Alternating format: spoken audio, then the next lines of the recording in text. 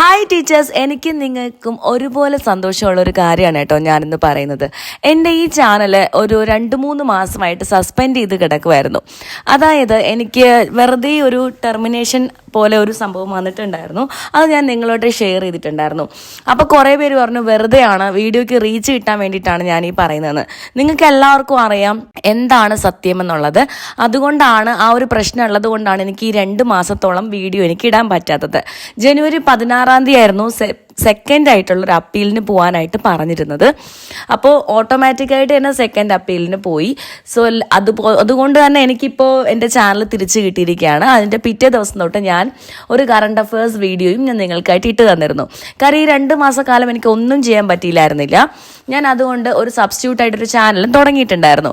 അപ്പോൾ ഇപ്പോൾ നിങ്ങൾക്ക് അത് ബോധ്യമായി എന്ന് വിചാരിക്കുന്നു. എന്നെ വിമർശിച്ചവർക്കൊക്കെയും ഇപ്പോൾ ഞാൻ പറഞ്ഞത് സത്യമാണെന്ന് മനസ്സിലാക്കിയിരിക്കുന്നു. ഇന്നിപ്പോൾ ഞാൻ വന്നത് എന്താണെന്ന് വെച്ചാൽ നമ്മുടെ സ്റ്റഡീസ് വീണ്ടും ആരംഭിക്കാം എന്നാണ് ഞാൻ വിചാരിക്കുന്നത്. അപ്പം എനിക്കും നിങ്ങൾക്കും ഒരുപോലെ അത് സന്തോഷം തരുന്നു എന്ന് ഞാൻ മനസ്സിലാക്കുന്നു. നമ്മൾ നവോത്ഥാനത്തിന്റെ ക്ലാസ്സുകളായിരുന്നു ചെയ്തു വന്നുകൊണ്ടിരുന്നത്. നമ്മൾ ശ്രീനാരായണ ഗുരുവിനെയും ചാവർ അച്ഛനെയൊക്കെ കുറിച്ച് പഠിച്ചുകൊണ്ടാണ് ഇരുന്നത്. കൃത്യമായ ഒരു പഠനമാണ് നമ്മുടെ ചാനലിലൂടെ നടന്നുകൊണ്ടിരുന്നത്. വീഡിയോ ഒക്കെ ഞാൻ വളരെ കൃത്യമായിട്ട് ഇടുമായിരുന്നു.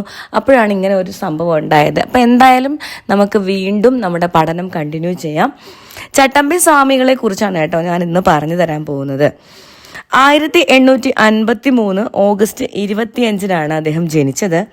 1924 മെയ് 5 ഇദ്ദേഹം മരിച്ചത്. തിരുവനന്തപുരം നഗരത്തിൽ കണ്ണൻമൂല കൊല്ലൂർ എന്ന സ്ഥലത്ത് ഉള്ളൂർക്കോട് തറവാട്ടിൽ 1853 ഓഗസ്റ്റ് 25 ചട്ടമ്പി സ്വാമികൾ ജനിച്ചത്. അച്ഛൻ വാസുദേവൻ നമ്പൂതിരിയും അമ്മ നങ്ങേമ പിള്ളയുമാണ്. ഞാനൊരു കാര്യം പറയട്ടെ, ഈ ജോലി ചെയ്യുന്ന സ്ത്രീകളൊക്കെ അവർക്ക് ഇൻട്രസ്റ്റിംഗ് ആയിരിക്കും കേട്ടോ ഈ വീഡിയോ. ഇതൊന്ന് വെച്ച് പ്ലേ ചെയ്തിട്ട് നിങ്ങൾ കേട്ടുകൊണ്ട് ജോലി ചെയ്താൽ നിങ്ങൾക്ക് ഉപകാരപ്പെടും.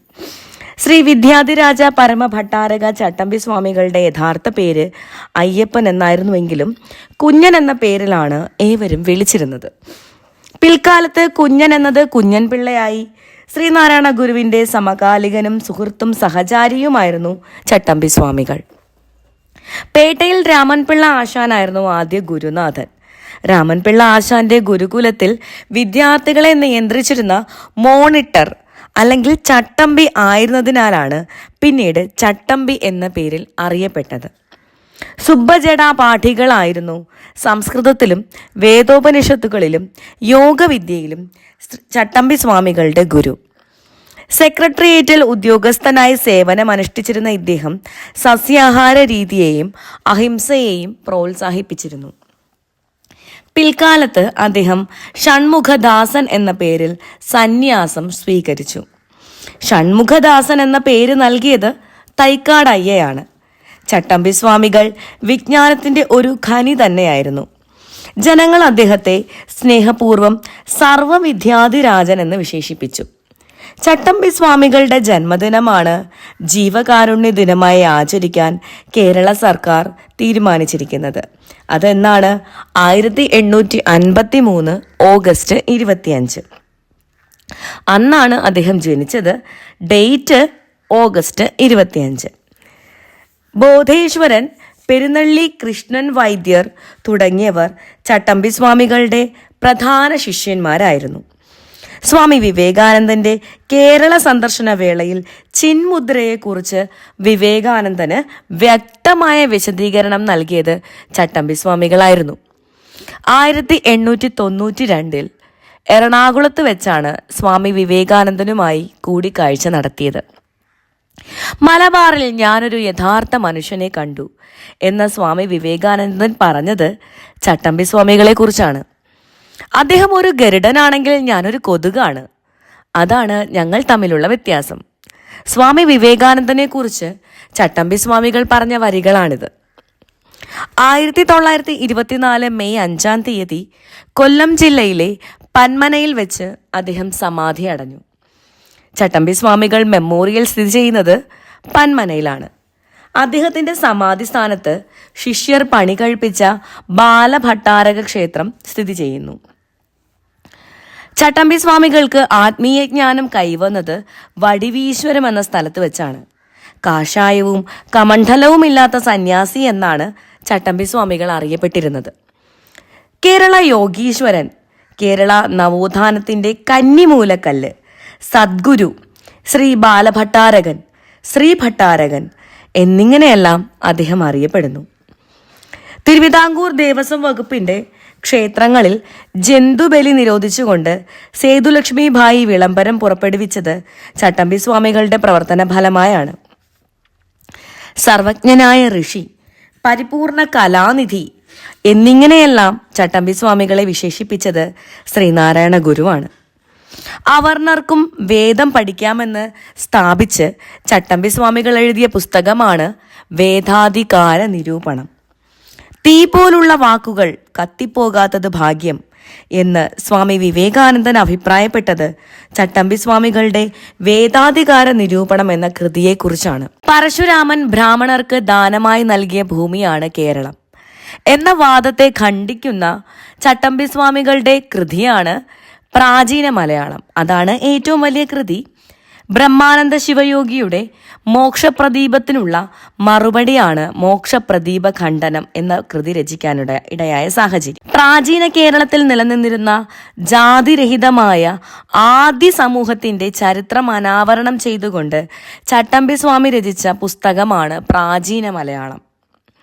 ക്രിസ്തീയ മിഷണറിമാരുടെ കേരളത്തിലെ പ്രവർത്തനങ്ങളെ ശക്തമായി എതിർക്കുകയും വിമർശിക്കുകയും ചെയ്ത ചട്ടമ്പി സ്വാമികളുടെ കൃതിയാണ് ക്രിസ്തുമതഛേദനം എന്നത്. ചട്ടമ്പി സ്വാമികൾ ജീവിതവും കൃതികളും എന്ന പുസ്തകം രചിച്ചത് കെ മഹേശ്വരൻ നായരാണ്. ചട്ടമ്പി സ്വാമികളെ കുറിച്ച് ടോണി മാത്യു രചിച്ച കൃതിയാണ് ജീവിതവും ദർശനവും. കേരളത്തിൽ നിലനിന്നിരുന്ന സാമൂഹിക ഉച്ചനീതിത്വത്തിനെതിരെ പട്ടിസദ്യ സംഘടിപ്പിച്ച സാമൂഹ്യ പരിഷ്കർത്താവാണ് ചട്ടമ്പി സ്വാമികൾ. അയിത്തം അറബിക്കടലിൽ തള്ളണമെന്ന് ആഹ്വാനം ചെയ്ത സാമൂഹ്യ പരിഷ്കർത്താവ്. അദ്ദേഹത്തിൻ്റെ പ്രവർത്തന രംഗം പ്രധാനമായും നായർ സമുദായമായിരുന്നു. എന്നിരുന്നാലും എല്ലാ മതങ്ങളുടെയും അടിസ്ഥാന തത്വങ്ങൾ എടുത്തുകാട്ടി അവയുടെ മൗലികമായ ഏക സ്വഭാവത്തെ സമർത്ഥിക്കുകയാണ് ചട്ടമ്പി സ്വാമികൾ ചെയ്തത്. ചട്ടമ്പി സ്വാമികളുടെ പ്രധാന രചനകൾ പറയട്ടെ: അദ്വൈത ചിന്താ പദ്ധതി, അദ്വൈത പഞ്ചാരം, ബ്രഹ്മതത്വ നിർഭാസം, നിജാനന്ദ വിലാസം, ജീവകാരുണ്യ നിരൂപണം, ക്രിസ്തുമത നിരൂപണം, വേദാധികാര നിരൂപണം, വേദാന്തസാരം, സർവമത സാമരസ്യം, തമിഴകം, പരമഭട്ടാര ദർശനം, മോക്ഷപ്രദീപ ഖണ്ഡനം, ക്രിസ്തുമത ഛേദനം, പുനർജന്മ നിരൂപണം, തർക്കരഹസ്യരത്നം, പ്രാചീന മലയാളം, ആദിഭാഷ തുടങ്ങിയവയാണ്. ഞാൻ ഈ പറയുന്ന കാര്യങ്ങളൊക്കെ എഴുതിയെടുത്ത് സൂക്ഷിച്ചാൽ നന്നായിരിക്കും. ഇത്രയും കാര്യങ്ങളാണ് ചട്ടമ്പി സ്വാമിയെക്കുറിച്ച് എനിക്ക് പറയാനുള്ളത്. ഞാൻ പറഞ്ഞില്ലേ, എൻ്റെ പ്രിയപ്പെട്ട ഒരു റാങ്ക് ഫെയിൽ, ഞാൻ ഒരുപാട് റാങ്ക് ഫെയിലുകൾക്കിടയിൽ നിന്നും സെലക്ട് ചെയ്ത എൻ്റെ റാങ്ക് ഫെയിൽ, എന്നെ ഒരുപാട് ചോദ്യങ്ങൾക്ക് ഉത്തരം തന്ന, എൻ്റെ ഒരുപാട് ക്വസ്റ്റ്യൻ അറ്റൻഡ് ചെയ്യാൻ എന്നെ സഹായിച്ച റാങ്ക് ഫെയിൽ, അതിൽ നിന്നാണ് ഞാൻ ഈ വിവരങ്ങൾ നിങ്ങൾക്ക് തരുന്നത്. അപ്പോൾ എന്താണ് ചട്ടമ്പി സ്വാമിയെക്കുറിച്ച് ഞാൻ പറഞ്ഞത്, ആ ഒരു പേജ് ഞാൻ നിങ്ങൾക്ക് ഇതിൻ്റെ കൂടെ ഫോട്ടോയായിട്ട് ചേർക്കുന്നതാണ്. സമയക്കുറവ് കൊണ്ടാണ് കേട്ടോ ഞാൻ ഇത്തരത്തിലൊരു വീഡിയോ ചെയ്യുന്നത്, ഇല്ലെങ്കിൽ ഇങ്ങനെയല്ല ഞാൻ ചെയ്യാനായിട്ട് ഉദ്ദേശിച്ചത്. എന്തായാലും ഈ മാസത്തോളം തന്നെ, ഈ മാസം കൊണ്ട് എൻ്റെ ഡെയിലി വേജസ് ആയിട്ട് ഞാൻ ജോലിക്ക് പോയിക്കൊണ്ടിരിക്കുന്നത് കഴിയാനുള്ള സാധ്യതയുണ്ട്. അത് കഴിഞ്ഞ് കഴിഞ്ഞാൽ ഇതിനേക്കാളും മനോഹരമായി ചില കോഡുകളൊക്കെ ഉൾപ്പെടുത്തി ഡീറ്റെയിൽ ആയിട്ടുള്ള ക്ലാസ് നമുക്ക് വീണ്ടും തുടങ്ങാം. അപ്പോൾ എനിക്കിനി ഇതിൻ്റെ ഇടയിൽ മറ്റ് പ്രതിസന്ധികളൊന്നും യൂട്യൂബ് തന്നില്ല എങ്കിൽ നമ്മുടെ ചാനലിലൂടെ നമുക്ക് വീണ്ടും കാണാം. Bye. Thank you so much.